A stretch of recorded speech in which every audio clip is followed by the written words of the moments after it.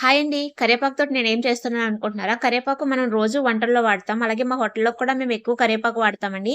కరివేపాకంతా కూడా మేము ఎక్కువగా తెచ్చుకుంటాము. ఇప్పుడైతే కొంచెమైతే తెచ్చుకున్నామండి. ఎందుకంటే మార్కెట్‌కెళ్ళలేదు. మాములుగా మేము కూరగాయలు ఏయించుకునే అతని చేత కొన్ని కట్టలైతే తెప్పించుకున్నాము. వీటిని ఇలాగ శుభ్రంగా కడిగేసుకొని ఒక డబ్బాలో అయితే వేసి పెట్టుకుంటానండి. కడిగాక ఈ వాటర్ అయితే ఉండకూడదసలని.